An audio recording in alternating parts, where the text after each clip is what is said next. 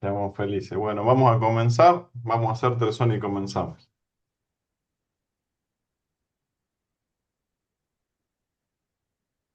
Om,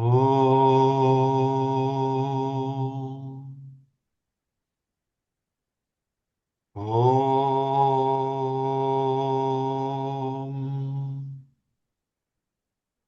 Om.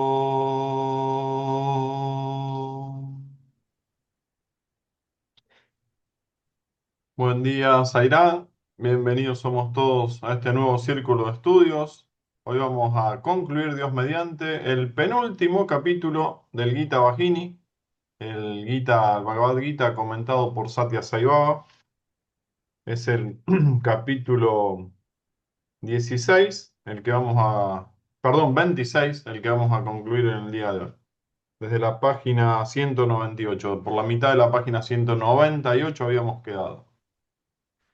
Recordemos que ya se anunció que va a haber un encuentro nacional de la organización SAI Argentina a fin de octubre en nuestro querido No Cancaña, acá en la provincia de Santa Fe.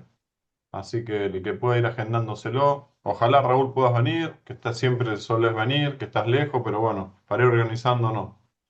Y todos ahí, Dardo va a ser local y bienvenidos serán los que vengan. Bueno, vamos a comenzar.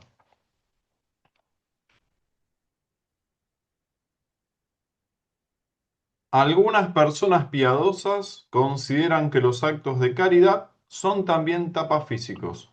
Es bueno que piensen así, pero cuando se hace la caridad hay que hacerla después de reflexionar sobre el lugar, el tiempo y la naturaleza del beneficiario.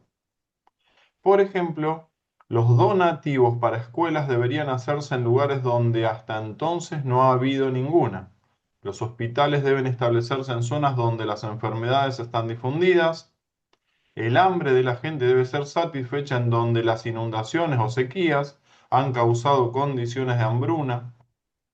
Hay que tomar en cuenta la naturaleza y la condición del beneficiario al impartir la enseñanza de la moral y sabiduría divinas mientras se hacen servicios de diferentes clases.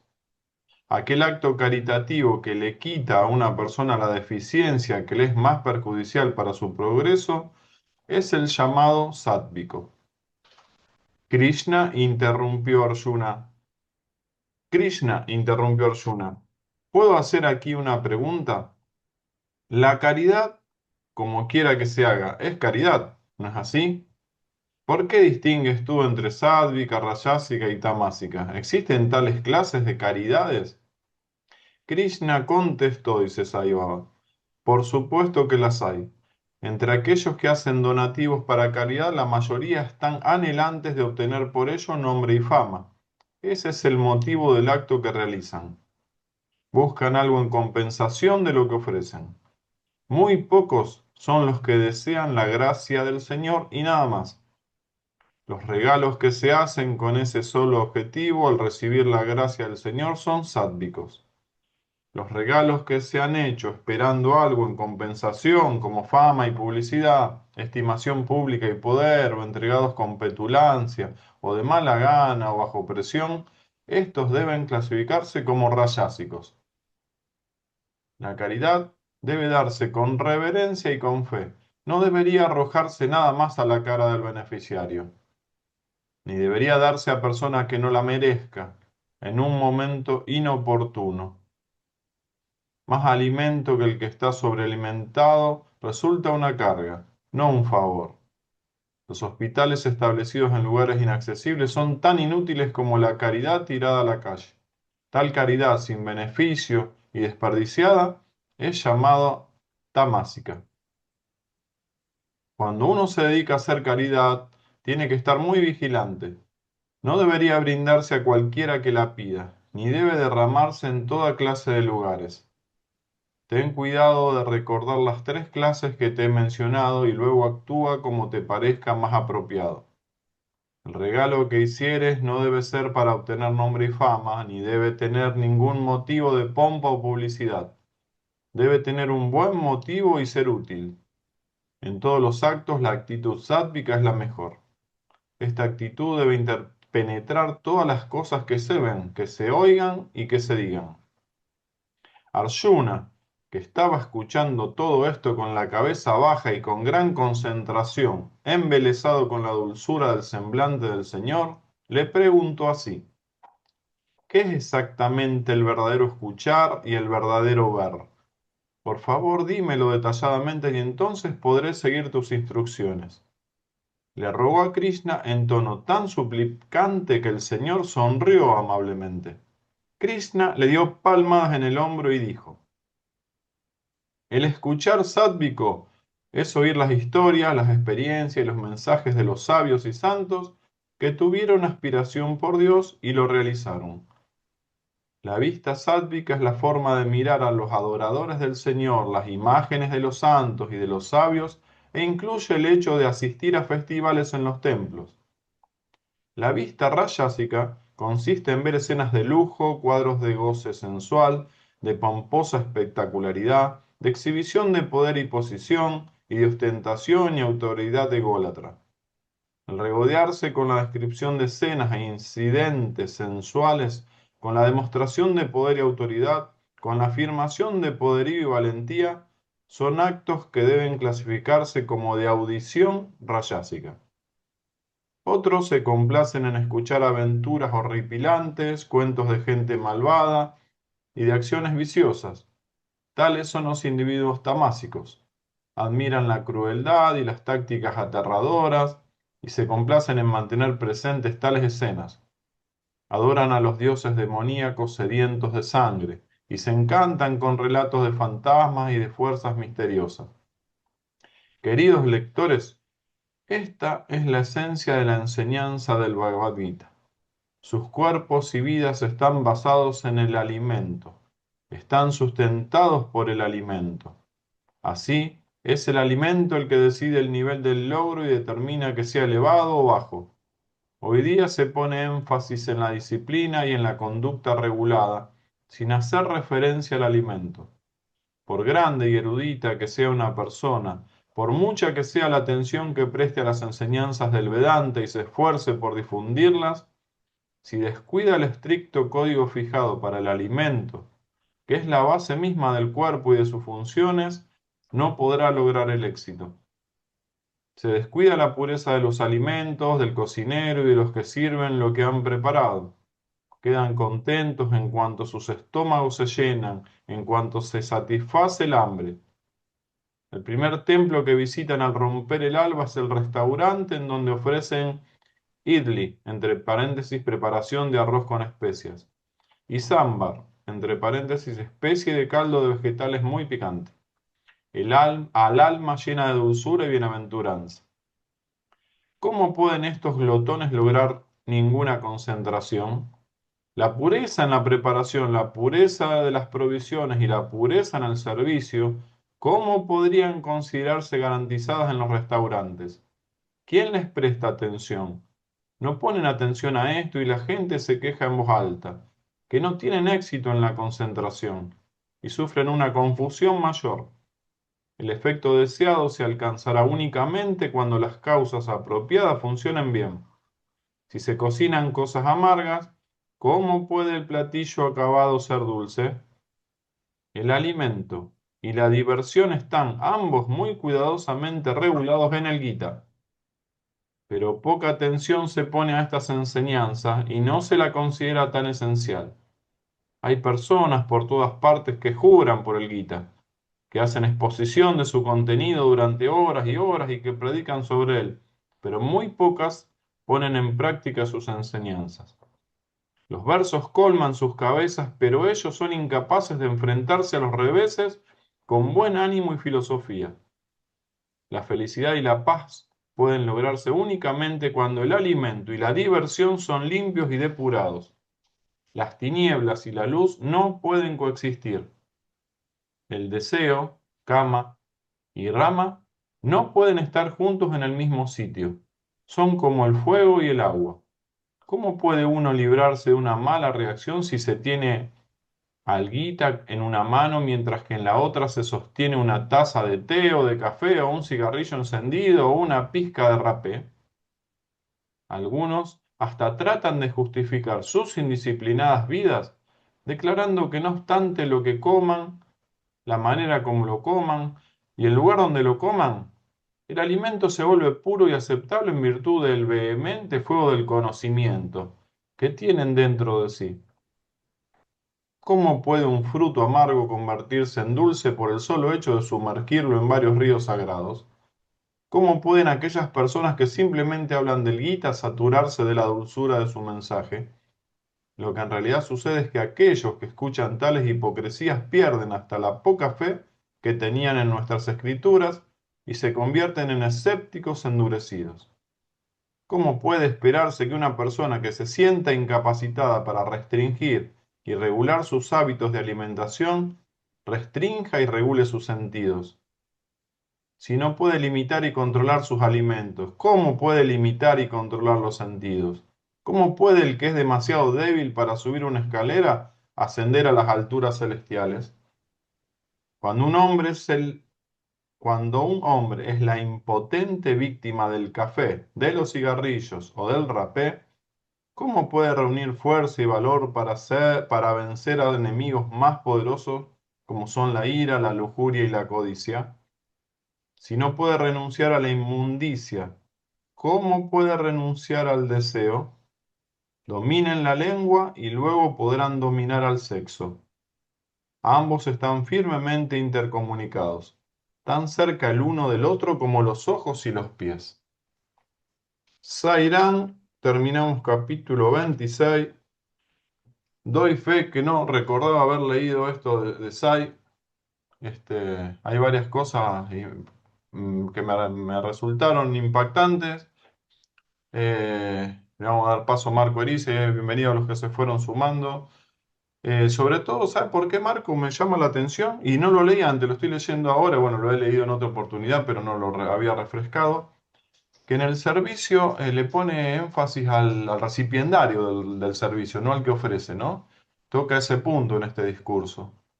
Sí. Y no se centra en lo que es el Advaita, ¿no? El decir, el ser como la oración de los alimentos que vos recitaste el sábado pasado. Como que no hace el foco en este discurso en decir, el alimento es Dios, el que da es Dios, el que recibe también es Dios, sino que alerta, ¿no? Sobre, ojo, dónde dan la comida, cómo la dan, quién la recibe, en qué lugar. Me llama la atención ese punto. Y después, bueno, otros puntos que cada uno desarrollará a medida que demos la palabra, ¿no? Y que más le han resonado. Adelante, Marcos, querido. Om Sri Sairam. Todo es referencial. Eh, Tal vez lo repita, pero no solamente por nosotros y para nosotros, sino para las personas que van a escuchar esto en YouTube. Es importante tomar el marco de referencia y el punto de referencia de análisis. Eh, en- Dentro de una de las ramas de la psicología se estudia la forma de abordaje que realiza el ser humano a la vida. Eh, hay cuatro palabras que nos ayudan a esto. Espíritu, más mente, más cuerpo, más medio ambiente, igual usted. O Igual que, sea, perdón. usted. O sea, es decir, yo, pero no quise decir la palabra yo porque yo se alude al Atma. Estoy hablando del ser humano. O sea, entonces hay que contextualizar. ¿Ok? Todo esto que habla Krishna contextualiza respecto del ser humano, no de Atma. ¿Ya? Y por supuesto, en un momento dado habla de Atma, pero me refiero al alimento. El alimento, la primera base para el ser humano es Anna Maya Kosha. O sea, los koshas, las envolturas, la primera del ser humano es Anna. O sea, Anna Maya Kosha. Anna Maya. ¿Eh? Entonces, hablaba del abordaje. Hay personas que por naturaleza en esta encarnación, son sinestésicas, o sea, sinestésicas o kinestésicas. Significa necesitan tocar, agarrar. Por lo tanto, la vida, acá, digamos, tiene que ver con la sensualidad, con el toque. O sea, es decir, con las manos, con la piel, con los pies. Es senestésica, ¿no? O kinestésico. El segundo tipo, esto lo llaman la tipología de Sheldon, son los auditivos. Hay personas que se regodean con la audición, ¿ya? O sea, es decir, y escuchan. Y esto tiene que ver con lo que sigue después del alimento. Y hay los terceros, que son los visuales. Todos tenemos los tres, salvo que haya una, digamos, una minusvalía en la persona, pero tenemos los tres. El asunto es cuál predomina. ¿Ok? Entonces, si vamos al tema de la sensualidad que puede llevar a la sexualidad, hay personas que les encanta tocar y entonces se sensualizan, digamos, empiezan a sentirse con respecto al toque. Pero hay otros que son visuales. Y hoy en día, hoy, hablando de 2026, ¿cuál es el más potente? Es el visual. O sea, es decir, hay mucho por, por- por Facebook, por Instagram, digamos, por YouTube, pues donde sea, ¿ya? Y, digamos, aparece todo lo que es la sexualidad y la sensualidad en forma visual. Entonces, el asunto es interesante cómo enfoca Swami en esto, ese aspecto de la sensualidad y la sexualidad. Eh, escuchado a Swami o he visto, no me acuerdo dónde, pero cuando uno está metido fuertemente, cuando un ser humano está metido fuertemente respecto a alguno de esos, Swami habla de que para poder dejar esos aspectos, y también lo enseñan en psicología, tienes que ir de a poco. Entonces, no tengo la capacidad ahora y más entre nosotros de ser moralista. No tengo esa capacidad. ¿Por qué? Porque nosotros estamos enfocando hacia el Advaita. Pero desde el punto de vista de la relación con las personas, hay algo que se llama actitud, a mi juicio, ¿eh? Actitud y predisposición. Por ejemplo, y me impactó una frase aquí de Swami que tener el Gita, digamos, mientras uno va tomando una taza de té o café. Entonces, digo, a mí me gusta, Marcos, a mí como Marcos, ¿ya? Le gusta a veces leer, inclusive, este, leer el Gita, o casualidad, estudiando el Gita. ¿Eh? Comiendo una fruta, como he comido una fruta. Mientras estaba estudiando el Gita, estaba comiendo un mamón, una papaya, ¿ya? Entonces me dejó guindando pensando en eso. Pero Swami habla acá sobre todo el aspecto de la concentración. O sea, el foco que dijo, estas personas no pueden concentrarse. Entonces, ¿por dónde comenzamos? Lo más visible a los sentidos es el alimento. Ahora, Swami se está refiriendo aquí al alimento físico, pero tenemos el alimento de los sentidos. Lo habla después cuando hace la alusión a la lectura del Gita o el estudio del Gita y el estar tomando una taza de té. O sea, hace alusión a dos de los sentidos. Pero al final habla del tema de la lengua y del sexo. Y esto es re interesante. En un discurso, Swami hizo alusión, siempre tomando como referencia el Gita, a la lengua. Entonces me he preguntado, cuando empecé a estudiar esto, ¿por qué la lengua?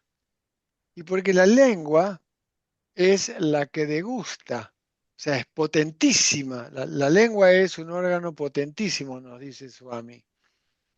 Entonces dije, pero ¿cuál es la relación que hay con el sexo? Recordemos entonces lo que dice Freud, que digamos como, llamémoslo, padre de la psicología occidental, tanto Freud como Jung, pero sobre todo Freud, que enfoca el tema del sexo de una manera muy directa, el niño El bebé, cuando nace, se alimenta a través del seno de la madre y entonces allí surge algo. Y esto es interesante por lo que hablamos del placer y del displacer. El bebé se comienza, de entrada, ya a alimentarse de la leche materna, pero cuando succiona el pezón, no solamente está recibiendo o chupando alimento, sino que también tiene una sensación de placer. Entonces, la relación del alimento en ese momento está asociado al placer.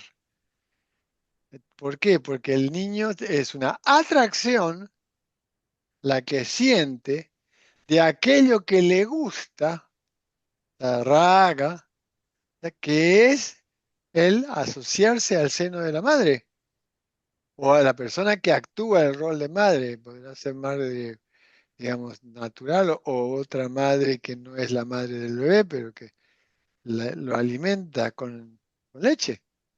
Entonces, este aspecto es importante, ¿ya? Entender. Entonces, ya hay una sensación de placer relacionada con el alimento. Cuando el niño va creciendo, el contexto influye. El contexto influye. Hay algunos que comen porque les gusta, pero hay otros que comen lo que se les da, les guste o no. Por eso digo, tiempo, lugar y circunstancia. No sé, no puedo, por lo menos, Marcos, emitir un juicio de valor en ese sentido. Porque lo he vivido directamente con uno de mis hijos, que estaba en la costa y que lo único que había pescado y pan. Y entonces, y ella me dijo un día, papá, yo comía solo pan y mi cuerpo comenzó a sentirse mal, y empezó a sentirse débil. Y bueno, comenzó a comer pescado. Entonces, yo tomé bastante en consideración lo que explicó Juan el otro día, el sábado pasado, y me quedé toda la semana pensando en Juan. ¿Ya?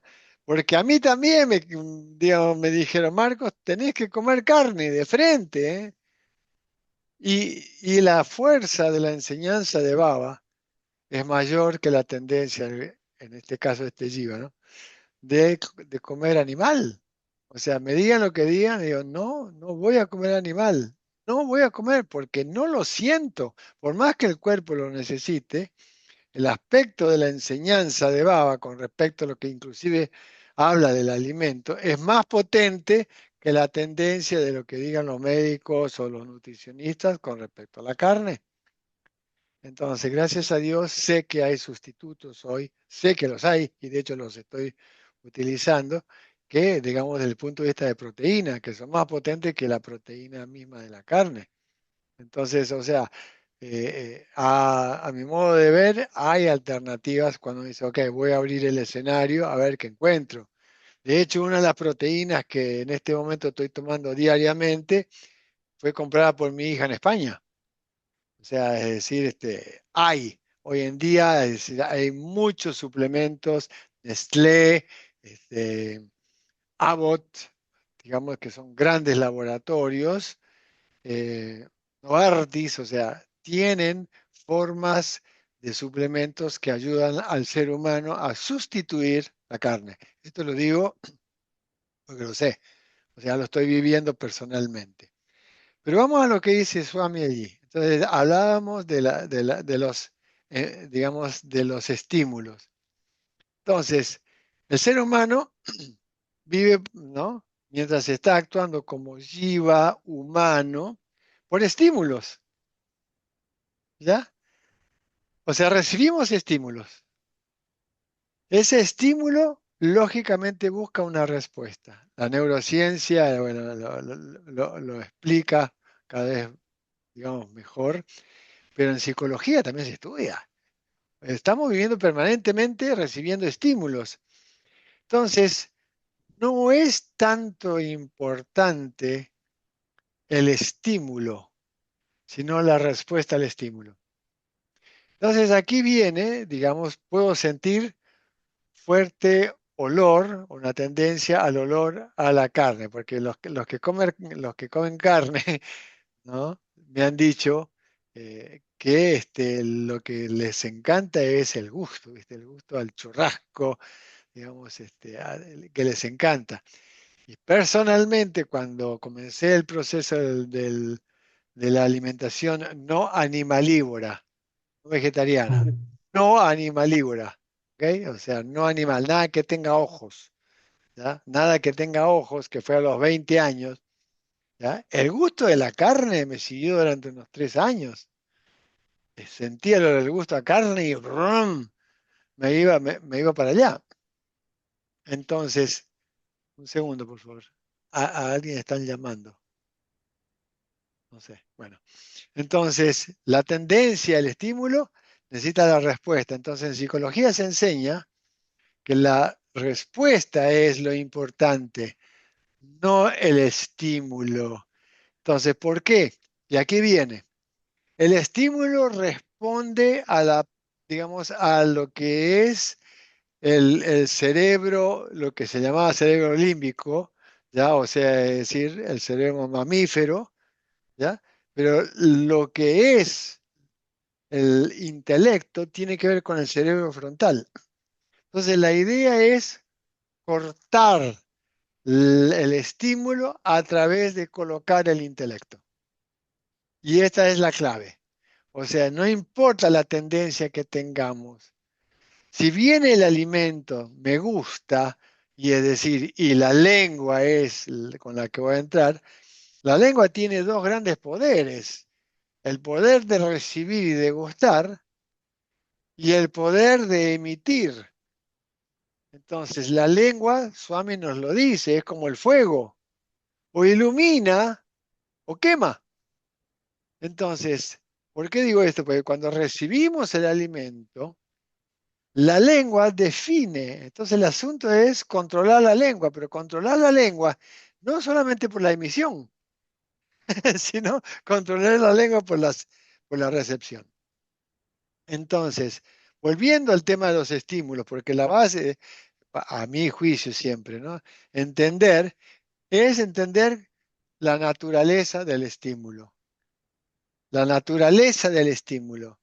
Entonces, el grado de impacto que tenga la naturaleza del estímulo es en función de la capacidad que tengo de respuesta frente a ese estímulo. ¿Por qué? Porque el estímulo va a venir. El estímulo va a venir. Si comemos, digamos, automáticamente, sin reflexión, bueno, es porque nuestra mente está en otro lado. Pero si estoy comiendo y tengo fortaleza en la capacidad de respuesta por discernimiento, puedo controlar lo que se llama el impacto del estímulo. Y sigo. El ser humano, cuando recibe el estímulo, tiene dos posibilidades. Y digo esto por la carne o no importa, por el sexo. ¿Ya? Vamos por el sexo visual, que al menos en el caso de este Jiva fue lo más fuerte que tuvo que trabajar. Y como lo he explicado una vez en un círculo de estudios, si no hubiese sido por Baba que sacó los demonios de mi cabeza, bueno, hoy en día no sé si estaría este cuerpo vivo con respecto a eso. Entonces, el asunto es, hay dos capacidades. Una es la recepción del estímulo y la otra es la aceptación del estímulo. ¿Ya? Yo puedo estar viendo en la pantalla, ¿ya? Algo que de repente apareció, sobre todo en Facebook, hoy en día en Instagram aparecen imágenes que hasta de personas desnudas abiertamente sin que uno se dé cuenta. Y lo Sí, o digo por... publicidad, Sí, publicidad, la pero, publicidad. insólito, dura un segundo la expresión. Esta semana estaba viendo música clásica en Facebook y de repente apareció una joven completamente desnuda. Entonces, frente a eso, el asunto es, ¿qué se hace? Porque vamos a lo concreto. Una cosa es hablar la parte moralista, lo que debería, no. ¿Qué se hace? ¿Cómo se hace? Bueno. Una cosa es la percepción, ¿ok? La percepción del estímulo. Y otra cosa es la conclusión. ¿Y de dónde sale la conclusión? Percepción, conclusión. De la aceptación del estímulo. Y esto es lo importante. Entonces, yo puedo recibir el impacto del estímulo. El impacto puede ser alto, medio o bajo. ¿Ok? Es un impacto que recibo a través del sentido. Pero el asunto es, recibo el impacto, el asunto es, ¿lo acepto? Entonces, no está en la recepción de los estímulos tanto el foco como la aceptación del estímulo. Si yo recibo el estímulo del sexo desde la visión de todos los, digamos, medios masivos que hay de comunicación, eso no lo puedo controlar porque viene de fuera. Entonces, uno no, digamos, no controla el estímulo receptor. Lo que controla, lo que controla es la respuesta al estímulo digamos, recibido. Y el foco está en que recibo el estímulo, lo recibo porque el grado de impacto, según la naturaleza, puede ser alto, como decía recién, pero si es de alto impacto, el asunto es cómo va a ser la respuesta. ¿Ok? Entonces, la respuesta a veces no es huir, porque no puedo huir de eso, pero sí puedo no aceptarlo. Entonces está la recepción, aceptación del estímulo. Entonces, sea cual sea, como dice, por eso cuando Swami habla en la última parte, la relación que hay entre la cabeza y los pies, igual que la lengua con el sexo, o sea, si controlo la lengua, puedo controlar el sexo, y tiene que ver no solo la lengua en el sentido de recepción del alimento, que justamente tenemos la capacidad de discernir la adecuacidad del alimento, ¿ya? Sino también de la emisión. Entonces, es lo que puedo decir en este momento, digamos, para no entrar en la parte moral de esto, porque ser moralista sin conocer el contexto es peligroso.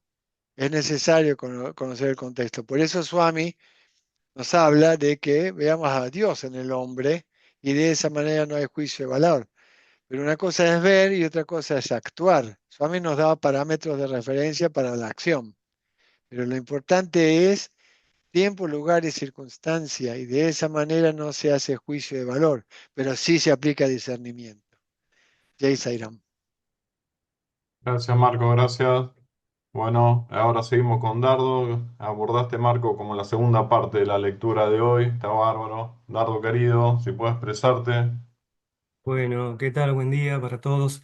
Y bueno, Horacio, vamos a arrancar del principio entonces de la lectura, donde habla de los actos de caridad, actos de caridad. Dice Baba que también se consideran austeridades físicas, y mucha gente lo piensa así, bueno, está bien, son austeridades físicas, con el físico que se hace con el cuerpo.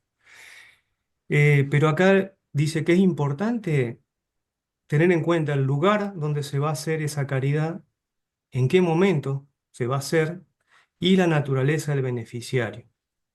Después da los ejemplos, ¿no? De escuelas, donde hay que hacerlas para los que donan dinero, bueno, todo eso. Dónde se hacen los hospitales, dónde se da comida, bueno. Pero acá, lugar, momento o tiempo y naturaleza del beneficiario. Es muy importante porque en una ciudad, por ejemplo, en el centro de la ciudad, donde pasa toda la gente eh, mirando comercio y queriendo comprar cosas.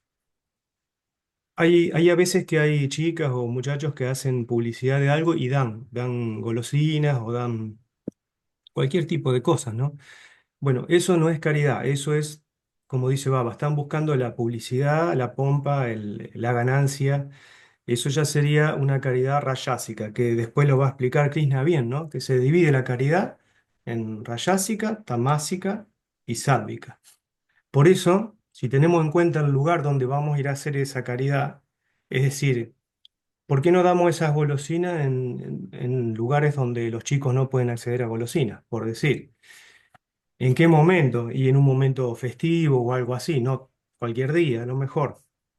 Y la naturaleza del beneficiario. Bueno, este beneficiario, el que va a recibir eso, ¿lo necesita? Primera pregunta que tenemos que hacernos, ¿no? como decía Baba más adelante, darle más alimento al que está sobrealimentado no es ninguna caridad. Eh, Primero de evaluar si lo necesita, después si le es útil, después si va a servir, si le va a servir de algo. Pero una vez más el discernimiento acá, ¿no? La naturaleza del beneficiario y el momento en que se hace. Después pasa a, esto está interesante, hay que tomar en cuenta la naturaleza y condición de ellos cuando se les van a dar instrucciones de moral o sabiduría. Esto me gusta porque la gente de Nogangani, las mujeres ahí sobre todo que enseñaban costura, manualidades, un montón de cosas, me contaban ellas, porque yo no, generalmente no voy a Nogangani, pero Está tu mamá en ese gran grupo. no, tampoco va mucho, Ah, ella dejó el servicio ahí. casi nada te diría, no sé en qué instancia está ahora, pero no es. Yo no voy a nombrar a las mujeres porque son varias y va a quedar alguna fuera, pero bueno, de Albina para abajo están todas, o de Sí. Albina para el costado, digamos, porque el servicio que hacían era espectacular. Incluso en un momento yo sí me contacté con ellas para que me den ropa para distribuir acá en la ciudad de Santa Fe. Y bueno, ahí a través de Pini, Cecilia, Silvia, Albina me dijo arreglate con ellas y dale para adelante. Y bueno, fue toda una experiencia hermosa, ¿no? Pero también tuve mis aprendizajes ahí. Pero bueno, no hablemos de mí, vamos a hablar a lo que decía acá de la moral. Ellas le daban enseñanza. Lo que me decían ellas, que no solo le enseñan a coser y se vayan a su casa con un aprendizaje didáctico ahí para que les sirva en el mundo desarrollarse, sino que ahí iban inculcando las enseñanzas. ¿Y de acuerdo a qué?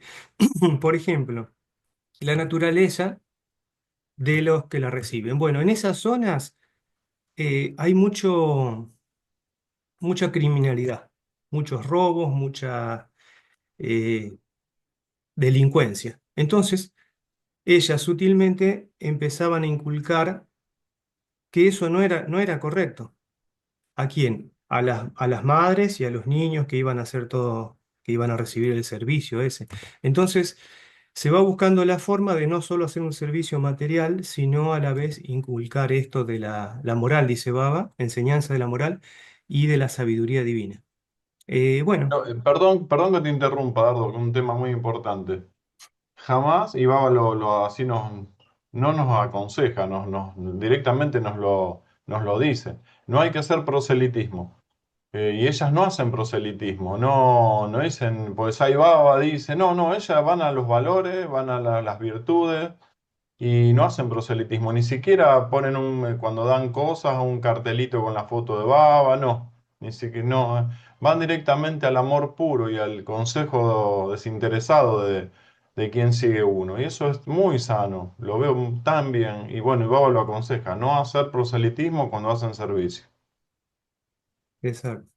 Y bueno, y cuando sucedían cosas como un robo menor dentro del lugar de las personas, por parte de las personas que recibían el servicio, ahí iba Albina como una flecha y enseguida la escuchaban con los ojos abiertos así. Daba enseñanzas de la moral de arriba abajo y que claramente explicaba que no estaba bien. Y así, bueno, la corrección iba avanzando, supongo, pero ese es el tipo de servicio que hay que hacer y Baba no solo explica acá, ahí las mujeres lo practicaban perfectamente a ese enganche, ¿no? De enseñar enseñanza moral con a la vez que se hacen los servicios de diferentes clases, dice Baba.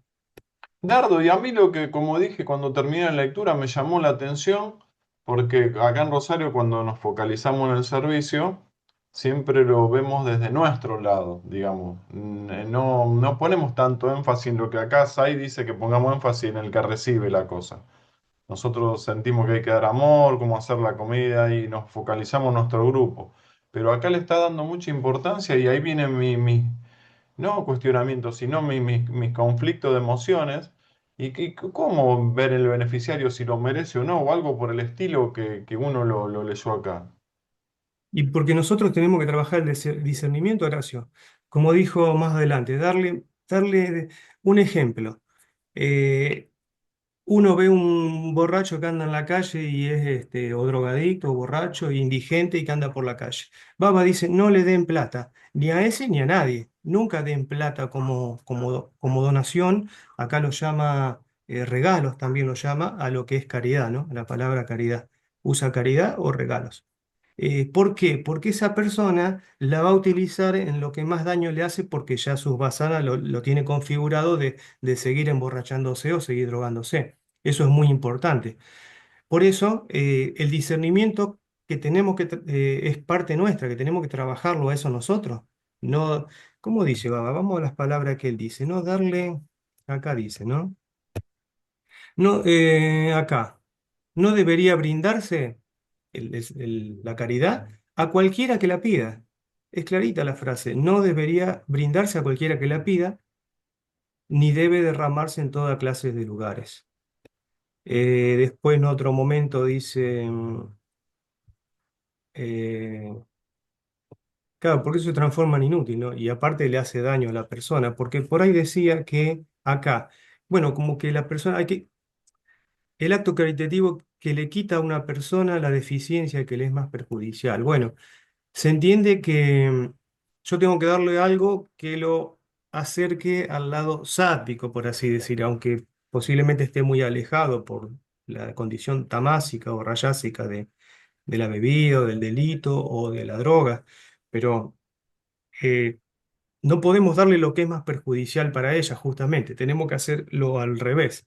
La persona va a estar agradecida igual, pero todo eso se trabaja, se hace para trabajar nuestro discernimiento, nuestro amor hacia los demás, porque Baba incluso llegó a decir, cuando se le preguntó, no, porque los pobres, miren, dice, de los pobres me encargo yo, así dijo, el de los pobres me encargo yo, ustedes encárguense de ustedes.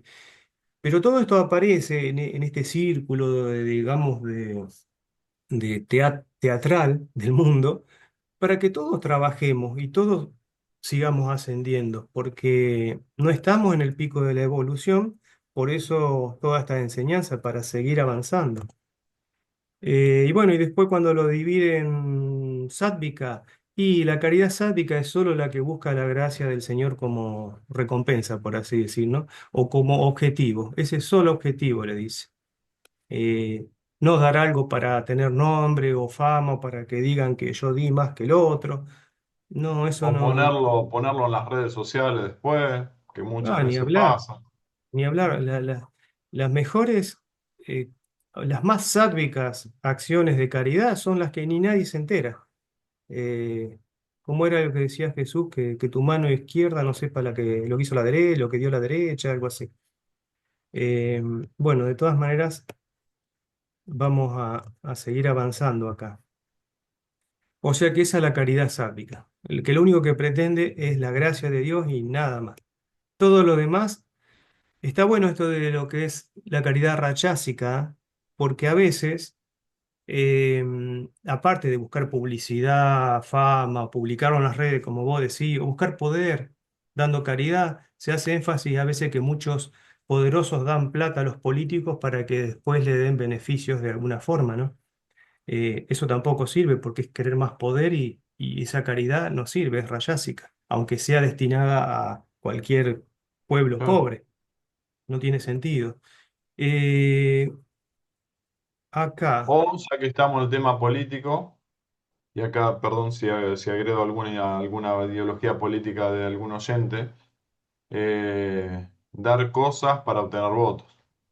Muchas veces acá en Argentina se ha dado cosas como bolsones o electrodomésticos y demás, pintado como caridad, pero el objetivo era obtener votos. Esa también es una caridad que no es caridad, es rayásica, tiene una intención detrás de esa aparente caridad de bondad, de dar. claro, claro, claro. Como una vez sucedió en Nocancani que quisieron instalar una publicidad política, no recuerdo bien esa anécdota, pero hoy fue un alboroto total, porque no se podía hacer eso, pero bueno. Son anécdotas que la deberían contar las mujeres que estaban presenciándolo. De oído no lo sé en realidad, a la anécdota, al acontecimiento.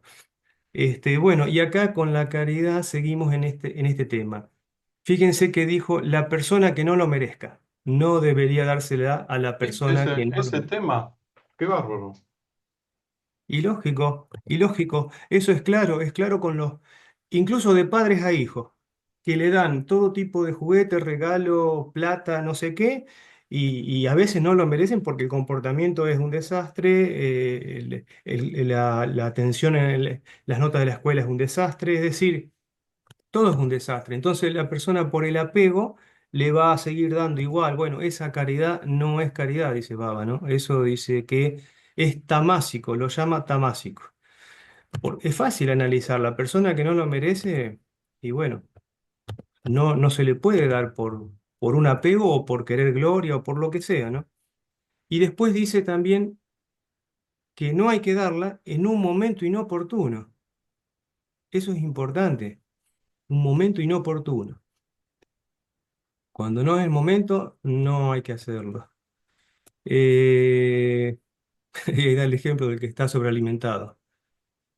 Bueno, el beneficio, claro, con eso todo desperdiciado es considerado tamásico. Eh, ya lo vimos esto de que no debería brindarse a cualquiera que la pida tampoco. Ah, esto es importante, me lo salteé, dentro del área rayásica. ¿Vieron cuando alguno dice a veces, bueno, le doy algo dinero a este para sacármelo de encima, o los trapitos que están en el semáforo, bueno, tomá, no me molestes, o cualquier persona que sea insistente pidiéndole algo y ustedes se lo dan, nosotros se lo damos para sacárnoslo de encima. Eso es rayásico, porque dice Baba que está hecho bajo presión o de mala gana. Esa palabra es importante, bajo presión. No nos pueden presionar a que demos algo que no es el momento adecuado, que no es la persona adecuada, que no lo merece. Entonces, esa presión hay que considerarla que si lo hacemos igual no sirve, caridad rayásica. Tampoco de mala gana hay que darlo, también entra en la categoría rayásica. Bueno, al final dice que debe tener un buen motivo la caridad que hacemos y ser útil, no solamente dar por dar, ¿no? Tiene que tener un buen motivo y ser útil. Yo a veces me preguntaba en el Ashram, en la puerta y en todas las calles de alrededor del pueblo, estaba lleno de gente pidiendo y bueno, pero Baba a veces salía en auto para acá, para allá y no andaba dándole a todos los que piden o están ahí tirados contra la pared pidiendo. No, nunca lo vi, y sí lo vi a Baba saliendo con el auto hacia afuera y volviendo y demás, pero bueno, por eso hay que tener mucho cuidado con este tema de la caridad. Eh, bueno, obviamente dice que en todos los actos la caridad sádvica es la mejor. Bueno, Horacio, después vendría, lo podemos ver si sobra el tiempo más adelante, que es también el escuchar sádvico, el mirar sádvico, el oír sádvico y por supuesto el rayásico y tamásico. Qué lindo abordaje. Gracias, Dardo. Ahí en el chat puse que seguías vos, Carlos querido, que bueno, sos doctor y bueno, estuviste presente en muchos campamentos médicos. No sé si quería abordar el tema de eso de la caridad con tu acto de servicio, como vos quieras. Hola, buen día. Vamos a ir a... después, ahora Ok. que hoy tuve un sueño con Baba de pocos segundos. Estaba un poco alejado, pero yo sentí que había una conexión más allá de todo lo que hago, de todo lo que soy y lo que no soy. Una pequeña conexión, no pequeña, gran conexión, pero de breve. Y le dije, no me sueltes. Y era una sensación tan linda porque era de conexión más allá de todo. Y estaba pensando, como dice Marcos, que todo está en un contexto, ¿no? O con un marco de referencia. Y eso era algo cercano a la culminación de todos estos aprendizajes, porque esto es una base para subir, pero no es el fin, el medio, pero el medio, aún así, el fin está más allá de todo esto. No sé si me explicó bien, porque es algo como que yo me quería traer esa sensación, pero sabía que me estaba despertando. Y dije, ay, esto lo voy a perder, pero no lo pierdo, está siempre en mí. Y entonces leo todo esto y esto que estamos leyendo hoy es complejo. Va complejo, tiene muchas aristas. Entonces uno se pregunta, ¿cuántas cosas hago mal? ¿Cuántas cosas hago tal vez bien? ¿Y cuántas cosas que hago no debería estar haciéndolas como yo, sino como Dios?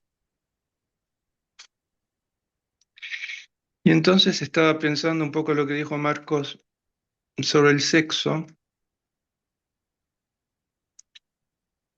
Y claro, el sexo es todo en el sentido de que si nosotros nos analizan genéticamente, somos XY o XX, ya somos sexo. El sexo no es solamente el acto sexual, digamos, ¿no? El sexo es lo que somos de nuestro origen. Nuestros padres tuvieron sexo y nosotros nacemos del sexo. Es más, no sé, las abejitas deben tener sexo y no sé, los gusanitos deben tener sexo. Las flores deben tener sexo. O sea que el sexo está inherente a la creación desde su origen. Así que cuando uno dice vamos a dominar el sexo, es imposible. Quédense con esto por el momento, no es que no sea posible, ahora no es que es posible. Es imposible querer dominarlo con la subyugación o con la, ¿qué palabra usar? Con la represión. Y sí, cuando nace un niño, está en el vientre materno, está en un sentimiento oceánico. Cuando nace, lo primero que encuentra es el pecho materno, el mundo es su pecho, el pecho. Y después, según Freud, va evolucionando a la parte anal, donde tiene ese tipo de gratificación. Y por último, eh, fálica, digamos, el complejo de Edipo, todas esas cosas. Sigue siendo algo que pasó de prepersonal a personal. Y mucha gente vive en el sexo como persona, ¿no? No sé si me explico bien. Es una vida personal. Y cuando el sexo, bueno, y la persona puede transformarse en transpersonal, cuando empieza en alguna forma nosotros somos transpersonales, salimos de la persona hacia otras personas. Pero cuando el sexo evoluciona, es cuando el sexo, en vez de ir para abajo, va para arriba. Es decir, cuando todas esas energías que son el origen de la vida, a través, sí, de prácticas, digamos, vamos a llamarlas así, puede ir ascendiendo por, digamos, por el canal central y puede incluso transformarse en algo místico, digamos, para llamarlo de alguna forma. Entonces el sexo se transforma, porque biológicamente el sexo es para reproducirse. Es una fuerza muy fuerte, por eso nos reproducimos. En realidad, biológicamente, el fin de la creación es la reproducción.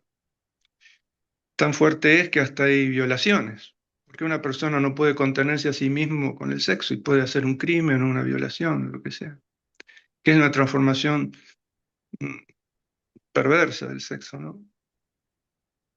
O sea que el sexo puede ir hacia el desastre o hacia la consumación del ser humano. Y, y precisamente más allá de todo esto está lo que yo soñé, que no fue un sueño, fue una conexión, en donde todo esto incluso se supera. Entonces la conciencia, no sabemos hasta dónde llega nuestra conciencia. No somos conscientes de nuestra potencialidad. Cuando decimos que somos Dios, es verdad, pero la palabra nada más, como dice, alguien puede beber la palabra agua escrita, no, tiene que beber. No se sacia el hambre escribiendo comida en un papel, sino comiendo comida. Así que esto es muy complejo y a veces yo me pregunto de todos los servicios que hago o el servicio que hago, si yo trato de hacerlo, seguro que se lo puedo estar dando a quien no lo merece, en el momento inapropiado, seguro que me caminan, como se dice moralmente, no sé si, este, en la calle. Eh, pero yo conservo esa intención y esa unión que hace que yo crezca haciendo incluso errores. Parece una tontería, pero en el error crezco. Entonces, a veces yo digo, hago servicio y veo a la gente feliz y veo que a lo mejor los chicos juegan conmigo y veo que que dentro de los errores, incluso alimenticios, por supuesto, de dar azúcar, caramelo, eh, hay algo que a pesar de nosotros mismos vamos creciendo. No sé si me explico bien. Sí, sí. Entonces, cuando es un yo sin mí, ¿qué palabra? Un yo sin mí, ¿cómo suena eso? Yo soy yo mismo. Eh, así que bueno, no sé, el sexo no se puede controlar, pero se puede transformar. El sexo, sí, el sexo es el origen de nuestra liberación en alguna forma. Y el soñar es la sublimación de la sublimación del sexo, porque es lo transpersonal del sexo, o tal vez lo, sí, lo átmico del sexo. A ver cómo le digo. Es un orgasmo cósmico. No sé cómo decirlo.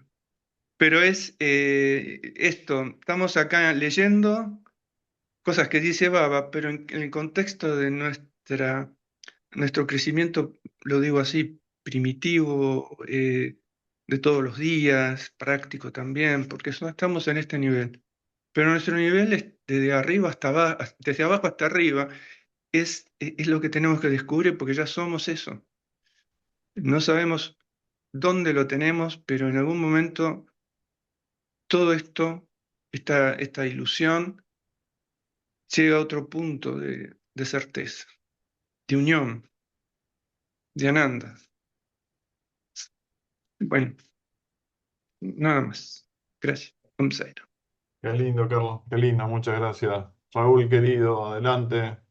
Jairam, ¿cómo están todos? Eh, Recordaba algunas cosas que decía Marcos respecto a lo que tenemos que tener en cuenta con Raúl, los... perdón, si podés subirte así y tenerlo cerca de la boca y que se raspa con tu cierre y hace ruido. Ah, ahora ¿cómo se ve? ¿Cómo se siente? Hermoso, hermoso, Bueno, dale. eh, pasó que escuchaba a Marcos hablar de los sentidos, ¿cierto? Y la importancia que tenía lo visual y lo que tuvo que él luchar en lo visual. Y me sentí identificado porque si bien él lo tiene superado, yo no, pero el tema visual es muy fuerte, ha sido muy fuerte en la historia de mi vida debido a que al ser arquitecto he tenido que visualizar todo a través de las formas. Y había un arquitecto que falleció hace poco, de 103 años, muy conocido de Brasil, que es Lucio Niemeyer, que hizo, uno de los que hizo Brasilia con Le Corbusier, hecho obras famosísimas en el mundo.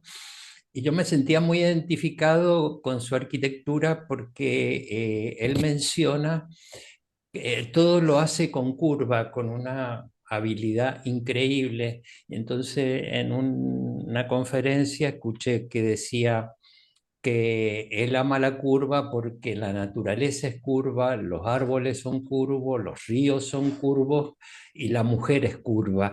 Entonces hacía esa referencia, en la cual yo me sentía totalmente identificado.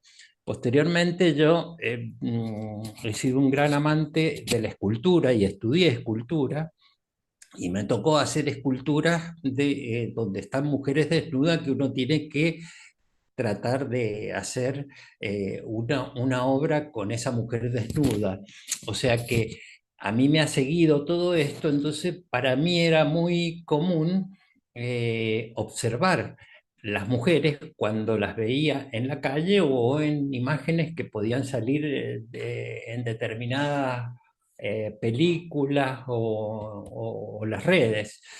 Esto me llevó a que cuando empiezo a escuchar a Baba me entro a encontrar con que hay ciertas contradicciones entre lo que yo hago y lo que yo digo, porque yo justifico con todas estas cosas relacionadas con mi labor profesional y con mis gustos, como ser ir a museos y ver esculturas de mujeres desnudas, cuadros de mujeres desnudas y todo eso. Entonces, he vivido toda mi vida con ese input.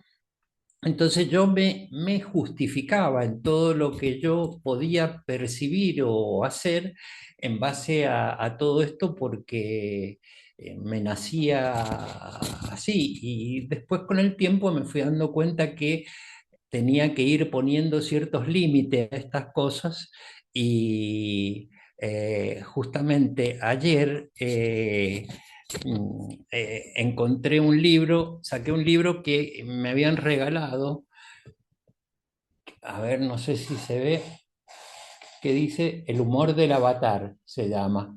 El humor del avatar es un libro de Lepe, que es un escritor dominicano y que me lo regaló un devoto que me había conocido en la India por el 2012, porque me lo regaló en 2013, dominicano. Y ayer estaba leyendo el libro y tiene que ver con todo esto que estamos hablando hoy porque realmente las cosas que hace Baba son increíbles. Entonces voy a leer una cosa que tiene que ver exactamente con lo que yo hago habitualmente, digamos, yo como les he comentado, yo habitualmente trato de salir a la mañana y hasta la noche y andar con Baba, junto con Baba. Entonces, de alguna manera me hizo acordar a este artículo que hablaba, que se llama Swami, ven a caminar conmigo, se llama el artículo. Y es de un médico justamente que dice que termina su labor en el día y sale a la calle y le dice a Swami, Swami, acompáñame, vamos hasta mi casa. Y dice, mientras caminaba yo sentía que llevaba a Swami tomado de la mano. A mi lado pasó una hermosa joven que me deslumbró con su belleza y picarescamente susurré en media voz, wow, Swami, qué muchacha. El resto de la jornada, diría, habría transcurrido normalmente hasta la noche. Como lo hacía habitualmente, cené y me fui a la cama. Tuve un sueño en el cual se me presentó Swami con una cara de pocos amigos y señalándome con el dedo me dijo, sinvergüenza. Entonces, ¿qué quiero decir con esto? Que por ahí uno muchas veces se autojustifica con ciertas cosas, pero Swami es omnipresente, omnisciente, y con el hecho de decir yo salgo a caminar con Swami no es suficiente. O sea, él es nuestro testigo permanente.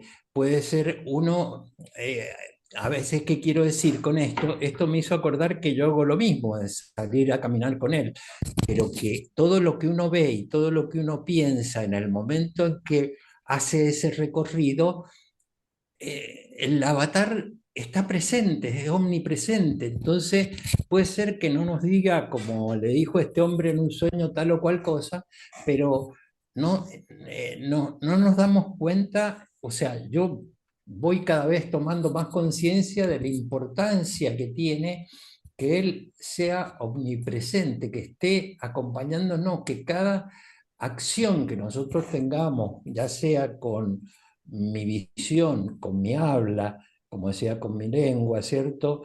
El avatar está ahí, está no solo en mí, sino está en el otro también.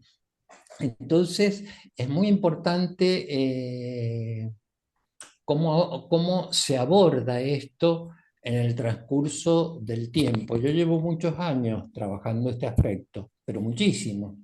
Y cuando encontré esto ayer de este hombre, me di cuenta de cosas que me han pasado o por ahí me pueden llegar a pasar a mí. Y, y yo estoy chocho porque me voy con baba de la mano. No es suficiente ir con baba de la mano, decir yo me voy con baba de la mano.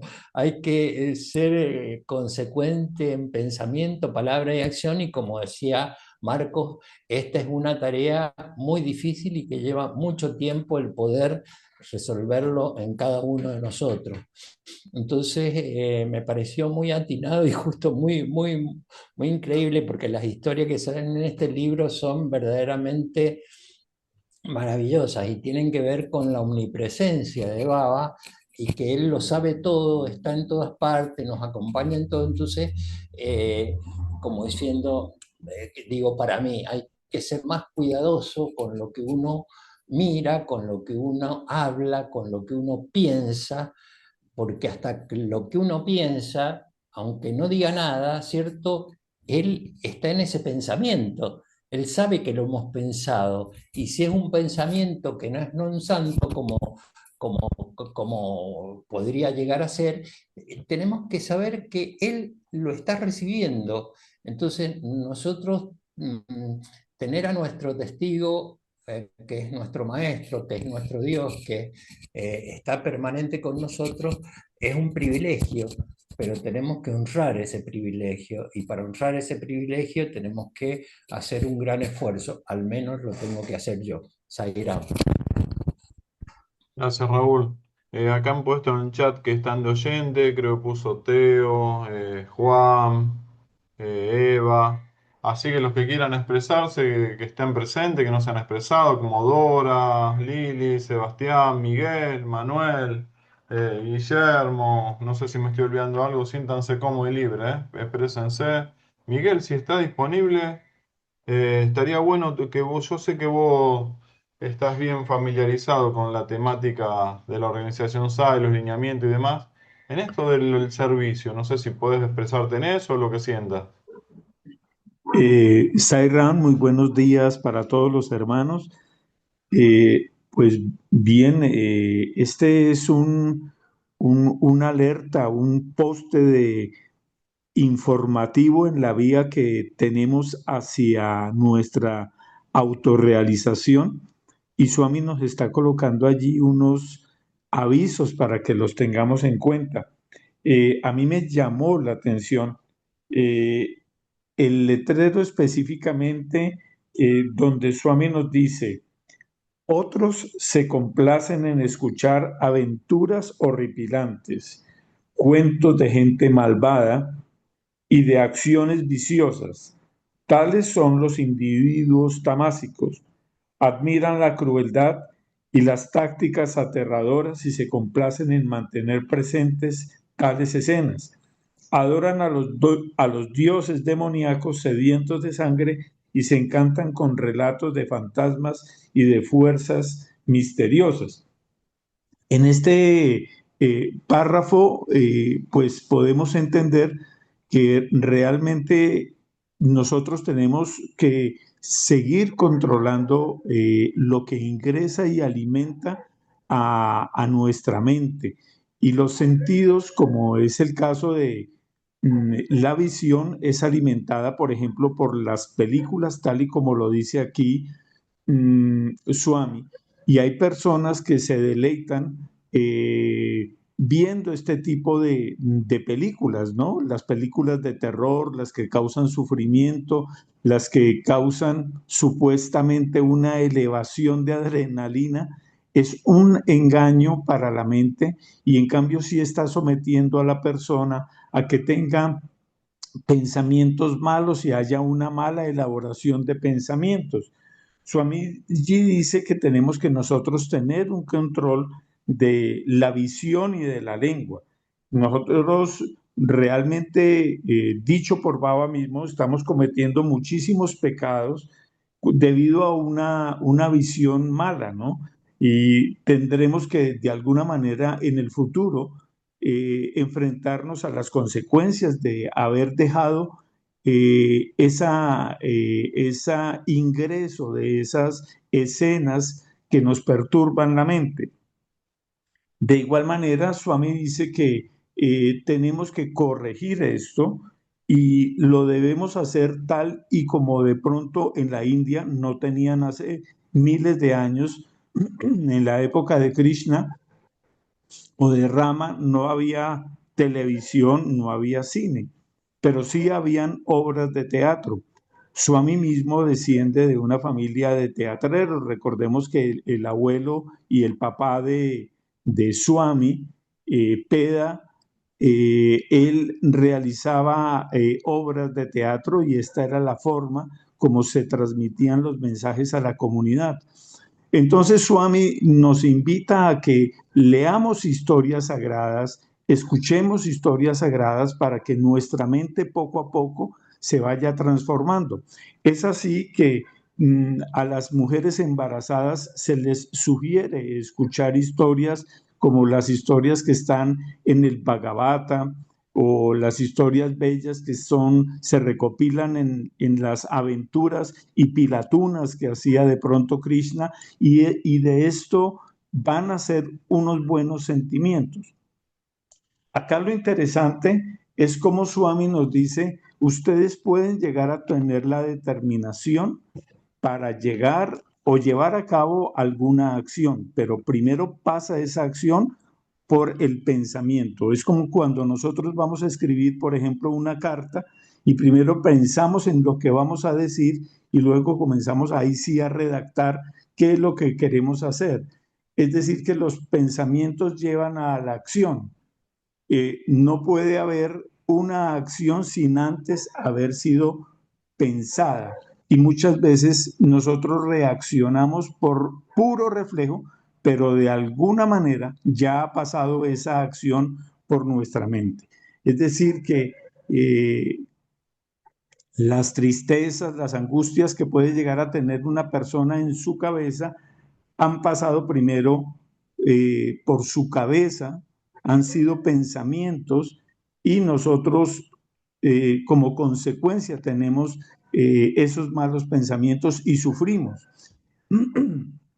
Entonces aquí hay que tener una lección muy clara que Swami nos la invita a hacer, a realizar, y nos dice que eh, las tinieblas y la luz, más adelante en el texto, no pueden coexistir. El deseo y Rama no pueden estar juntos en el mismo sitio, son como el fuego y el agua. Esto es, para poderlo entender, es muy fácil y lo podemos llevar a cabo en una acción concreta. Yo puedo tener un caldero, una olla con agua hirviendo y puedo avivar el fuego muchísimo más para que hierva más rápido el agua. Yo puedo calentar el agua hasta lo que yo más quiera aumentando el fuego. Ella de alguna manera va a ebullir y no importa lo caliente que llegue a estar el agua, si el agua llega a caer sobre el fuego que la está alimentando con el calor, inmediatamente ese fuego se va a extinguir. Entonces, asimismo, nosotros tenemos que entender que los pensamientos malos, por más que nosotros tengamos una ilusión de que vamos a ser grandes personas y justificamos nuestros malos actos mediante discursos, sencillamente son pensamientos que están hirviendo como el agua en la olla y una vez se vuelque esa agua sobre el fuego lo va a apagar. Entonces debemos ser muy vigilantes con los pensamientos, con lo que dejemos ingresar dentro de nuestros sentidos para que de asimismo el reflejo que nosotros demos con nuestras acciones vengan realmente o salgan realmente de una mente con discernimiento que ha sido cuidadosa y ha sido vigilante de no dejar ingresar escenas que causen después sufrimiento y angustia a nuestra mente y después reflejemos nosotros con nuestros actos ese mismo sufrimiento, esa misma angustia la reflejemos con nuestros actos. Muchas gracias, Horacio, Zairam. Gracias a vos, Miguel. Qué tema este, ¿eh? Qué interesante. Adelante, Guillermo. Gracias, Miguel. Muy buenos días. Eh, Me tuve que conectar un poquito más tarde, a pesar que estaba lista a la hora, porque tuve que ir a comprar unos medicamentos a la farmacia. Traté de hacerlo lo más rápido posible y aquí estoy. Bueno, este apartado que se leyó hoy día y que lo leí un poquito antes de conectarme, es bien interesante y quiero hacer comentarios sobre dos temas. El primero, sobre el concepto que entiendo que, por lo que escuché, Marcos había hecho una reflexión y tiene que ver con el sexo. Tal como dijo Carlos, tiene dos connotaciones. Una, la parte biológica, y la otra tiene que ver con la relación entre las personas.